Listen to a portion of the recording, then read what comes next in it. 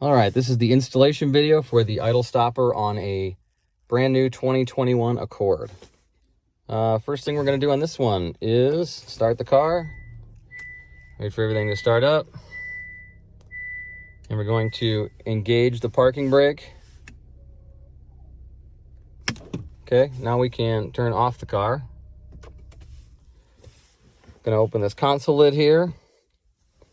Going to pop a couple of trim panels off with a panel removal tool. You can get these at AutoZone, Harbor Freight, basically anywhere, auto parts stores. First thing we're going to do is go in this corner to get this side trim off.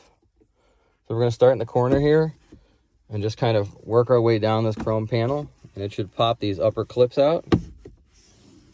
So it kind of loosened up over here. So now we're going to take this and just kind of grab it and pop it off. Just work our way down until we get to the end. Okay, now that panel's off. We're going to do the same thing on the other side. We'll just kind of go in top here, kind of slide along to get these clips loose. And we'll use our hand again and take this corner and start popping out along the edge. That panel will come off. Put that over there. All right, next thing we're going to do is open this lid here, just so we don't hit it with anything. And then we're going to pop this shifter panel up just slightly in the corner. Just a couple clips to hold the back side of it on. So we'll pop it up, and when we pop it up, it will kind of pull these other corner pieces out slightly. This one kind of detached, and this one kind of detached. So what we're going to do is grab this corner piece now and just do the same, pop the clips out, work our way around. You can use the pry tool if you want. The clips come out pretty easily though. We'll lay that down. I'm going to say where the start button is, we'll pull that same trim panel off and just kind of leave it hanging there. All right, next thing we're going to do is take the car and put it in a different gear so we can access underneath the gear shifter. So we're going to go in here, and there's a little panel back here. Just going to pop that up with a screwdriver. You're going to stick your screwdriver in there, and there's like a little resistance you can feel that you're pushing on.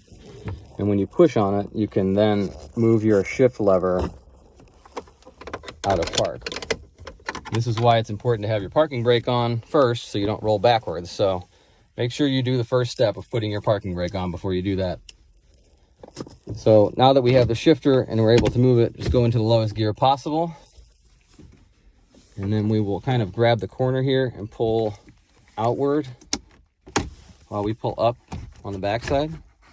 These just kind of have little clips that hook in on the corners up here. So now that we got the panel loose, we will kind of just lay it up and over and let it rest against the seat. So now we're here on the passenger side where we can get to our other connections for the Idlestopper. We're going to unplug this 6-pin white connector here. That's for the idle stop off switch. Take our Idlestopper and unwind it from its tie, get all the wiring out. And the first connection we're going to make is with these black connectors. And we're going to take this connector off right here. Just push in this little black tab and wiggle it off. We'll unplug. Then we're going to take our Idlestopper connection here, and we're going to plug this into here. It's a T-shape. It only fits one way. And we're just going to simply plug that in. It's going to be a little bit of a gap like that. I'll show you what to do that in a second. And then the other side, we're going to plug into where we unplugged before. Again, it's a T-shape. It'll only fit one way. All right, so we'll plug that in. Now we're going to take our foam, little piece of foam strip that came in the package. Take this foam and we're going to cover the gap so that connection is not touched by anything or interfered with. So that'll seal that up nice. And the next connection and the last connection we're going to make is the idle stop switch connector. And the other two sides of your idle stopper here and here. The wire you unplugged will plug into this housing. And then this side will just plug into the back of the switch. And then you can zip tie this module up, or you can put some foam on it, stick it down there, two-sided tape, really however you want to mount it, just so it doesn't rattle around. But now we'll put everything back together and test it out. Lay this back down into place. What we're going to do is try and aim the corners up first in front. So now you can go ahead and put your shifter back into a middle position and make sure this felt goes underneath this lip here. So this should pop in like that and go under. So now your ends are in and that's in. So now the back side, you just have to push down gently on the ends. And the whole shifter assembly is now back in. So lastly, we have to put our side trim panels on.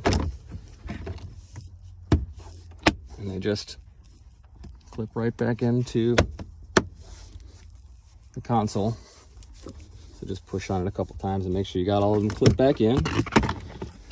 We have this piece for the dash trim. Just kind of line it up. It kind of rests in a spot where the clips are going to set. And it just pops all back in. Just like I said, just run your hand down it a couple more times to make sure you got everything. All right, now on the other side. Same as the passenger side, we're just gonna push this panel back up and line one of the clips up. Push it in there. Work your way all the way to the other end. Okay, we can close this console lid now. Put this corner back up. If you have to force it, it's not in the right spot. It goes in pretty easily, so most of these panels do. And then we're going to put this cover back on that we took off for the interlock. Just kind of, see if I can get in there. Lays right in there. Okay, so that's back on. All the dash back together. Start it up. Should wait about 5 or 6 seconds, and then you should see the auto idle stop light turn. Oh, there it was right there. So now it's off. So every time you start the car, it will automatically turn it off for you. You can still hit the button down here and turn it back on if you wish. It will automatically default it to off though, every time you start up. And that's it. Thank you for watching.